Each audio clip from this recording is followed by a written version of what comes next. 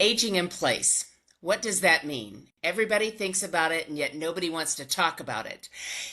For me, it is something that is so very near and dear to my heart, both personally and professionally. Now, I work with so many seniors and their families, and they say, I just want to stay in my home. And of course you do. I get it.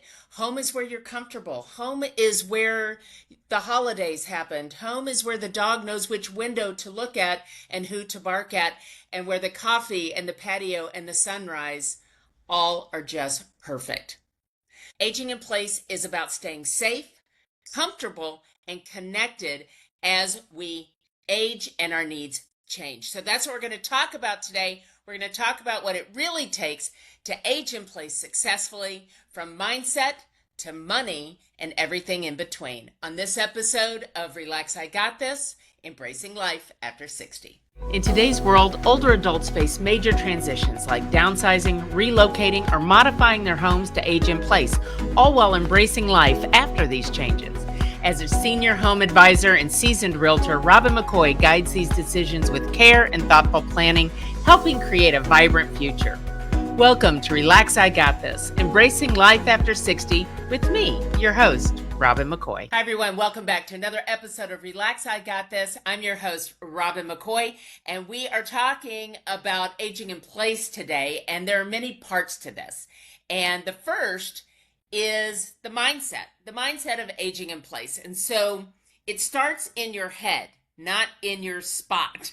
Okay, it's not your house, it's in your head. Too often people wait until something happens in urgency, a fall, a medical incident, a hospital stay, and then they are forced to make fast decisions. And when we make fast decisions in urgency, it costs us precious time and precious money, to be honest. And our decision-making process is often taken away from us. So aging in place really means thinking ahead.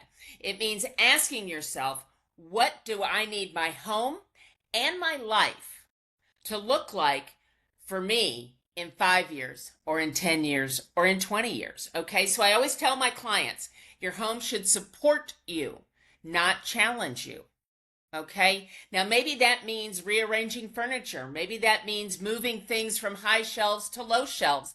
Maybe that means getting rid of a lot of things and clutter and stuff to make walking easier. Or when it comes 10 years from now, making those decisions is easier now than it is in 10 years.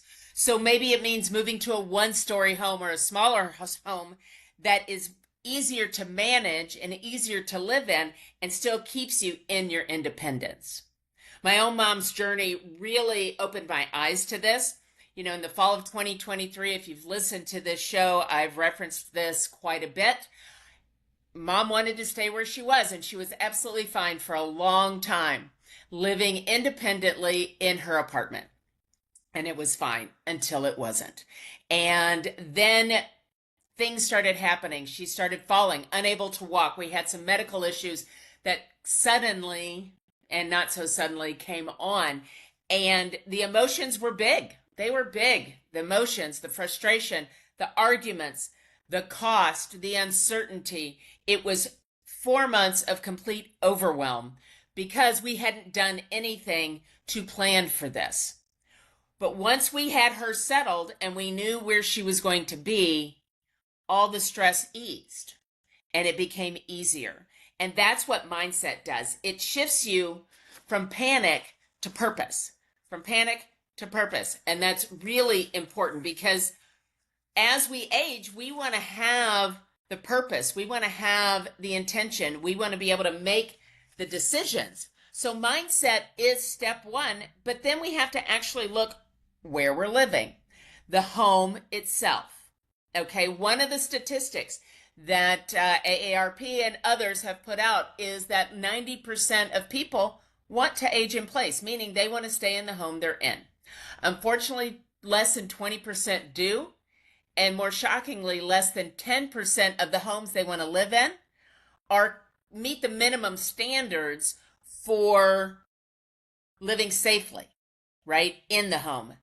Bedrooms are upstairs, showers are upstairs, narrow doorways, too much furniture, rugs to trip on, thresholds to trip on, steps to get in the house, steps to get out of the house, all those sorts of things. So you need to really look at your home and let's make sure it is safe and accessible. It's the practical part, and honestly, it's where small changes can then make a huge difference. I've walked homes where one a throw rug. I've walked into homes where one throw rug could cause a fall, and that changes everything. Lighting, flooring, bathroom design, all of it matters. So we start with a checklist, just a real simple home checklist. Are the pathways clear? Are the pathways clear to get to the kitchen, to the bathroom, to the bedroom, to the front door, to the back door, to the patio door? Whatever those are they clear? And when I say clear, I mean of rugs, throw rugs, trip hazards like the thresholds from one room into the next. Things that in the future, if you need to walk with assistance, such as a walker or a cane, will it not trip over those thresholds or those throw rugs, etc.? Do you have grab bars where you need them? In the bathroom, by the shower, by the bathtub, by the toilet, grab bars in the kitchen, handrails on stairs that are going in the house or out of the house if you have one or two steps. Can you reach your everyday items without a step stool? We don't need to be climbing on step stools as we age. Our balance becomes impaired and it becomes dangerous. So all the things that you need, your daily dishes, your pots and pans, the clothes that you wear, all the things, maybe it's even craft supplies and hobbies and books and things like that that you use in your regular life. Bring those down to a more accessible level, right? So that you can get to those without needing to go find a step ladder or worse, a full 6-foot ladder, right? Is there enough lighting in the hallways and the entryways? We all know the older we get, the more we get up in the middle of the night. And so you want to make sure, even if it's motion censored lights going down the hallways, so that you don't trip on a threshold, or if we haven't picked up those rugs, or the dog or the cat. I was at a conference where a woman was supposed to be there, but she tripped over her cat in the dark and broke her kneecap. Okay, so the animals, as much as we love them, can get intertwined in our feet. So let's make sure the pathways are clear. Now, technology can help. Like I said, motion sensor lights, smart doorbells so you can see who's at the front door, or even voice activated systems that you can say, who is it? Or can I help you? Or not say anything at all, because if you don't know them, they don't need to know your home. I've worked with families who thought these things would be expensive. It's often sometimes just $100 and $100, $200 fix-its. A handyman can come help, and that sure beats, $10,000, $100,000 hospital stays and life-changing and life-altering results. So remember, it's not about making your house look clinical. That's not what we're doing. It's about making it work for you. And so even the safest home doesn't work if you don't have people in your corner. So next, we're going to talk about your support network. Are you 62 or older and considering buying a home? It's important to explore all the opportunities available to you. I want to introduce you to Alicia Dutton with Mutual of Omaha Reverse Mortgage. Since 2013, Alicia has been dedicated to helping baby boomers unlock the benefits of reverse mortgages and reverse for purchase programs. Whether you are looking to stay in your current home or right-size into a new one, Alicia provides personalized attention to meet your unique needs and timeline. She is a trusted resource for financial advisors, realtors, and loan officers, and has been a guest on this podcast. She is ensuring you are educated and empowered every step of the way. Discover the possibilities with Alicia Dutton today. Aging in place is not an individual sport. Aging in place is a team sport. One of the most, they call it aging in place is in fact and totally a team sport. It doesn't mean, aging in place does not mean isolation. It actually depends upon connection. It depends on who's in your circle, who checks in with you, who can you call in an emergency? Who can you visit with and have lunch with and get out and play cards with? These things are important. Isolation is one of the biggest aging aspects that is happening to seniors in our communities. So whether it's you, your parents, or another loved one, make sure people aren't in total isolation. Do not isolate yourself and be alone. This is one of the things that can cause you to age more quickly. It brings on symptoms of things like dementia and other diseases. So let's get away from that. I like to use the circle of support. Who is in your circle? It's not always just family. It's your friends. It's your neighbors. If you are still living in a single family home, who are the neighbors that live close by? Do you know them? Do they know your name? If they don't see you out getting the mail once in a while, will they be concerned? I have a very good friend whose neighbor was an elderly woman, lived alone very independently, and my friend would go and check on her periodically, making sure she was fine and those sorts of things. Unfortunately, she did have a fall, and she hasn't lived in her home for quite some time. And my friend actually went over and cleaned out her refrigerator for her and took care of some of those things as well. So it is also your neighbors are part of your circle of support. Maybe a hairstylist, somebody that you see every 4 to 6 weeks that would know if suddenly you were not showing up, if you've missed an appointment. Maybe it's your handyman, a real estate advisor. Maybe it's your lawn person or anybody that would notice if you aren't showing up as often or you're not answering the phone. These are all very important things. Community programs. There's a program in many communities called The Village. Where I live in Coppell, Texas, it is the Village Collective, I think is the name of it. And they're popping up all over the country, and they are volunteers who help seniors age in place. They can run errands for you. They can help clean for you. They can do your lawn for you. They can come and sit with you and have coffee or tea. That associating yourself with organizations like that is extremely important because, again, you are getting that community and you are getting that interaction. Technology can help fill some gaps as well. Medical alert systems. I met a woman who has and it's not the ones you wear, right? It's medical alert, but it's really to make sure your habits are the same. So maybe it's a mat in the bathroom that you have, and it alerts your daughter or your son or a family member when you step on it in your bathroom. Because if you don't go to the on a regular basis, somebody will notice and they can come and check on you. It's just simple things. Telehealth with your doctor. Apps let families monitor you safely because nobody wants to throw you into a skilled nursing because you're old. That is not the intent. The intent is to keep you in your home as long as possible, but while remaining safe. And that's what's important. So we've got mindset, we've got the house, you've got people. Next, let's talk about money because I think that's the primary reason people say, I'm just going to stay right here. My house is paid for. Everything I have is right here. I don't have the money to move, and I don't have the money that covers the expense of some senior living, right? That is the elephant in the room that nobody wants to talk about. So let's talk about financial and legal, hold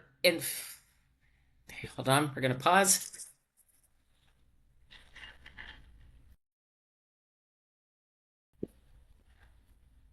Okay, here we go.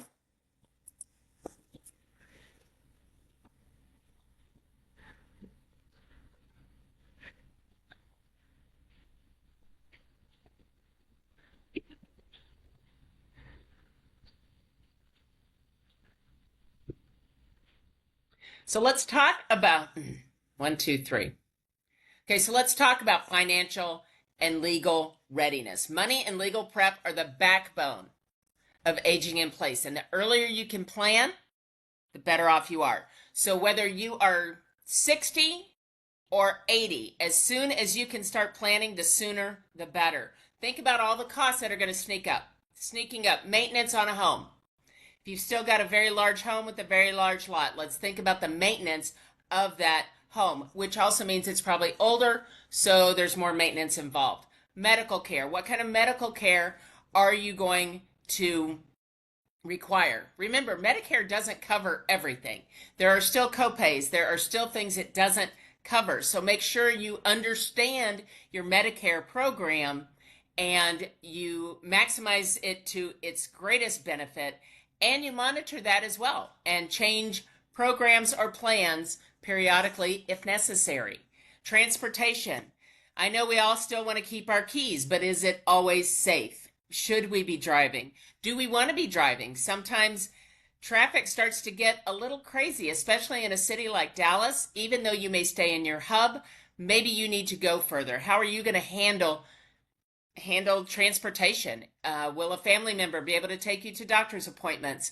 Do you need services like Go Granny and some other options? Think about what sort of transportation options you're going to need and will be available to you. Maybe you just need some part-time help. Maybe you need somebody to come in once a couple of times a month and clean your house for you, or take you on errands, or maybe start using grocery delivery or something like that. So I always encourage people to sit down with their trusted financial advisor, an elder law attorney, understand your options, understand the options of things like reverse mortgages, right? Those are a very viable option for people who have all the equity in their home. Did you know you can use a reverse mortgage to purchase another home? And we can go in, I can certainly answer any questions about that for you. Long-term care insurance. Get that as soon as you can or while you can. It gets very expensive the older you get. Medical directives. I will get on this soapbox forever and ever. We've had estate attorneys on the show to talk about wills and trusts and medical directives. Make sure those are in place so that your wishes are taken care of and followed if you're unable to communicate that information. Your will, like I said, tapping into the home equity. They're not all one size fits all things, and they can be tools in the toolbox that you can go to, that you can draw upon as you age. Please, please, please, please, please, if you take nothing else away, get your paperwork in order. We Are One Heart is a 501c3 nonprofit organization dedicated to bridging the gap between the needs and resources of low-income seniors and veterans. Rooted in compassion and love, our mission is to provide housing, living assistance, and access to critical resources that ensure dignity and support for the elderly in underserved communities. At the heart of We Are One Heart's work is the belief that every individual shares a common humanity, a heart connected through love and care. We are committed to creating a future that honors those who have shaped the past by offering programs and services that enhance their quality of life. For more information or to donate, visit wa1h.org. That's wa1h.org. Get a knockbox next of kin. Get a knockbox where everything resides: your wills, your powers of attorney, your medical directives, titles to cars, medical insurance policies, auto policies, where to find the keys to the safe deposit box, all the things in one place. They're not fun conversations, but somebody needs to know where these things are, because in urgency and in medical emergencies, these things become vital and they can save your life. I like to say, make decisions now while you can, so no one has to make them for you later. So very important, so very important. And that's going to lead us up to our last piece, because sometimes aging in place, unfortunately, is not forever. So let's talk about what comes next. So the best aging in place plan is a plan B. So what comes next? Maybe the house is perfect for now, but may become too big or too far away from what you need later. So let's have that plan, because that's okay. It's okay. Sometimes the goal really is just to stay in control. It's really to stay in control so that you make the next decisions on your terms, whether that's downsizing, moving closer to family, choosing a senior living community, whatever that looks like. My bonus mom, she and my dad set things up very well for their aging in place. She currently lives in a smaller one-story home, very few steps, just some going down to the garage. They put a handrail in, no thresholds, no rugs, minimal furniture, all those things. And she is out currently making a plan to when she no longer wants to live in that home. She has already said, I don't want to live with any of you kids. I'm not doing that.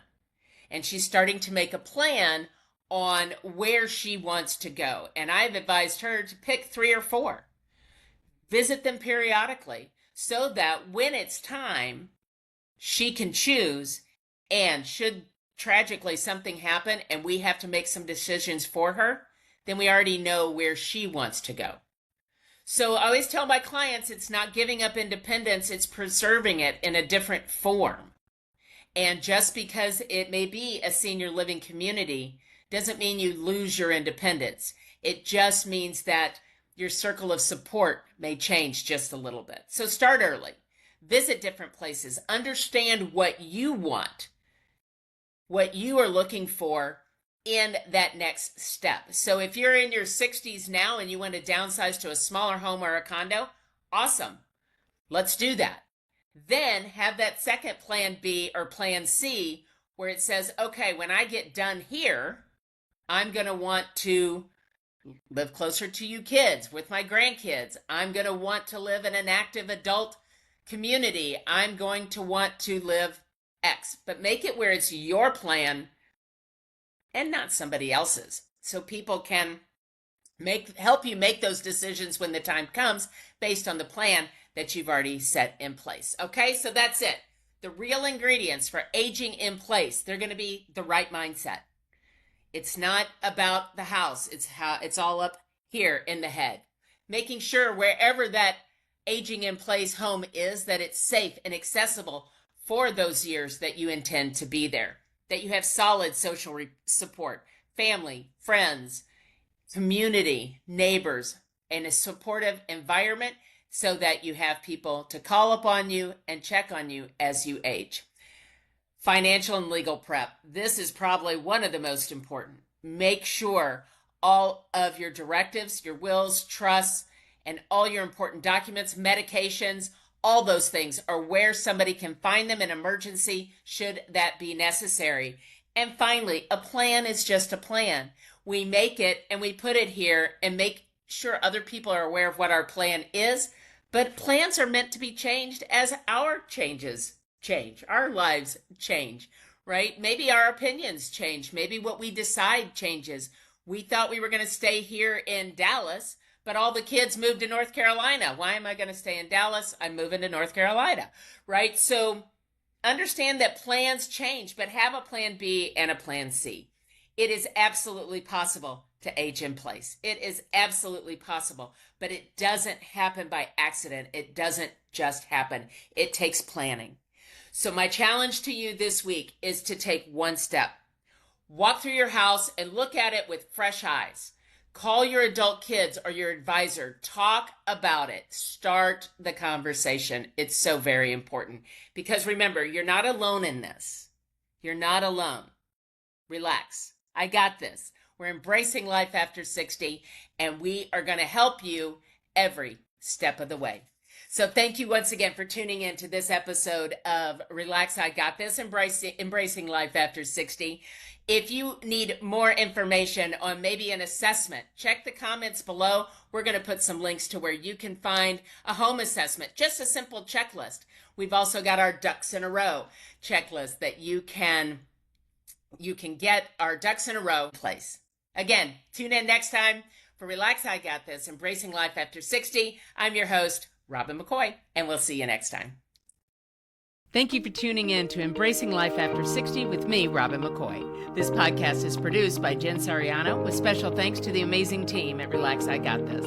You can find more episodes on YouTube and wherever you listen to your favorite podcasts. If you've enjoyed this episode, please subscribe, follow, and share to help us spread the message.